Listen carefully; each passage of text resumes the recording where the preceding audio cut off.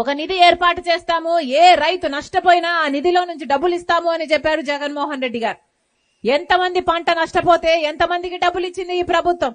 YCP ప్రభుత్వం ఎవరికీ డబ్బులు ఇవ్వలేదు. అసలు రైతులు నష్టపోతున్నాము, ఆత్మహత్యలు చేసుకుంటున్నాము అని గోలు పెట్టినా పట్టించుకొని ప్రభుత్వము జగన్మోహన్ రెడ్డి గారి ప్రభుత్వంలా తయారైంది. రాజశేఖర రెడ్డి గారు ఉన్నప్పుడు ఇన్పుట్ సబ్సిడీ ఉండే, ఎరువుల మీద సబ్సిడీ ఉండే, డ్రిప్పుల మీద సబ్సిడీ ఉండే, యంత్రాల మీద సబ్సిడీ ఉండే. ఇప్పుడు ఏదైనా ఉన్నాయా అంటే కనీసం డ్రిప్ వేసుకోవడానికి కూడా ప్రభుత్వం సహాయం చేయటం లేదు. అంటే ఇది రైతుల ప్రభుత్వము అని ఎలా అనుకోవాలి? ఒక రైతులే కాదు, మొత్తం అందరినీ మోసం చేసింది వైసీపీ ప్రభుత్వం. ఆలోచన చేయండి. మాట మీద నిలబడేవాడు రాజశేఖర రెడ్డి గారు. కానీ జగన్మోహన్ రెడ్డి గారు ఎన్ని మాటలు ఇచ్చారు. మేనిఫెస్టోలో పూర్తి మద్యపాన నిషేధం అన్నాడు. అక్క చెల్లెలందరూ, నా అక్క చెల్లెలు మీకు మాటిస్తున్నాను, పూర్తి మద్యపాన నిషేధం చేయకపోతే అసలు ఎన్నికల్లో ఓట్లు కూడా అడగను అన్నాడు జగన్మోహన్ రెడ్డి గారు. గుర్తుందమ్మా? మేనిఫెస్టో అంటే నాకు భగవద్గీత లాంటిది, నాకు ఖురాన్ లాంటిది, నాకు బైబిల్ లాంటిది, మేనిఫెస్టోలో పెడుతున్నాను పూర్తి మద్యపాన నిషేధం అన్న జగన్మోహన్ రెడ్డి గారు ఈ రోజు పూర్తి మద్యపాన నిషేధం చేయకపోగా ఆఖరికి ఈ రోజు వైసీపీ ప్రభుత్వమే, జగన్మోహన్ రెడ్డి గారి ప్రభుత్వమే మద్యం అమ్ముతుంది అంటే ఇక ఇంతకంటే దిక్కుమాలిన ప్రభుత్వం ఏముంది అని అడుగుతున్నాం.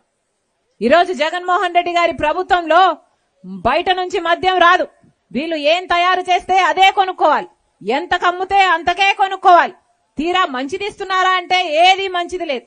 మన రాష్ట్రంలో 25% మంది ఎక్కువ గుండె చెడిపోయి, లివర్ చెడిపోయి మద్యం తాగడం వల్ల చనిపోతున్న వారు మిగతా రాష్ట్రాల్లో పోలిస్తే మన రాష్ట్రంలో ఎక్కువ.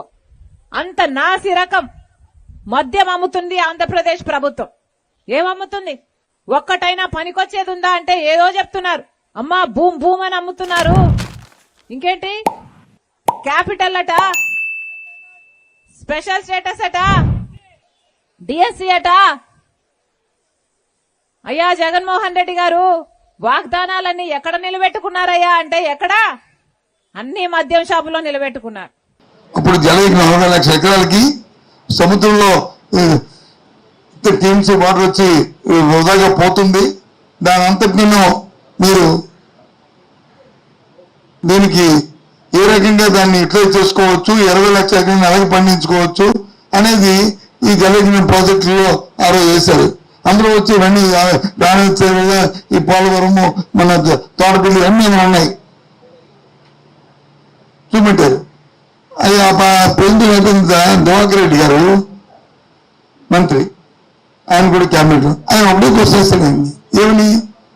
ఏం సార్ మీరు మొన్న కూడా చీఫ్ సెక్రటరీ కదా చంద్రబాబు నాయుడు దగ్గర, మరి మీరు ఎందుకు ఆయనకి ఎందుకు ఈ సజెషన్ ఇవ్వలేదు? మీరు ఇచ్చి ఆ ప్రాజెక్ట్ కట్టించుంటే ఈ పార్టీకి బ్రహ్మాండం ఉండేది కదా.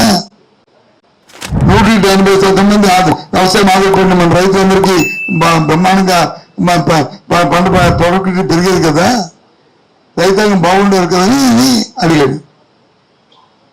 అంటే సిఎస్ మానకంద గారు చెప్పారు, మంచి క్వశ్చన్ ఇస్తారు సార్, సబ్మిషన్ సార్ నాకు 1 minute టైం ఇవ్వండి అని ముఖ్యమంత్రిని అడిగి చెప్పాడు.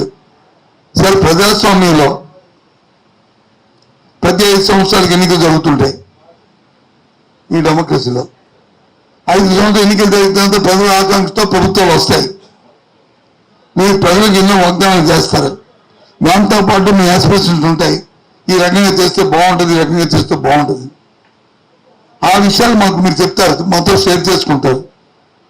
మేము వాటికి రాజ్యాంగబద్ధంగా, చట్టబద్ధంగా దానికి వచ్చి ప్లాన్ తయారు చేసి మీకు ఇస్తాం. రాజ్యాంగాన్ని కానీ చట్టాన్ని కానీ డివైడ్ అవ్వకుండా ఇస్తాం. ఏ చట్టం కూడా రాజ్యాంగ స్ఫూర్తితో ఉండాలి, చేస్తాం తప్ప మా ఆలోచన మాకు ఉండదు. కాబట్టి ఆ రోజు ఉన్న చంద్రబాబు నాయుడు ఈ ట్యాంక్ బండి ఎలా బాగు చేయాలా, ఈ పక్కన ఉన్న మొడపాడికి నాకు కట్టాలని అడిగాడు. అది చూపెట్టాం, అది బ్రహ్మాండం తయారు చేస్తాం. చూడండి బయటికి వెళ్ళి. ఇవాళ రాజశేఖర గారు వచ్చారు, మాకు అలా కాదు, మాకు వ్యవసాయం మీద మాకు ప్రత్యేక ఫోకస్, మాకు ఈ నీరు వదలపోతుందని మనం చదువుతున్నాం, తెలుసుకుంటున్నాము. మరి దీన్ని ఏ విధంగా డెవలప్ చేయాలని ఆయన అడిగాడు, దానికి యాక్షన్ తయారు ఇచ్చాం. మీ నాయకులు, మీ తాలూకా నాయకత్వం వచ్చిన మీ క్యాబినెట్ మీ నిర్ణయం.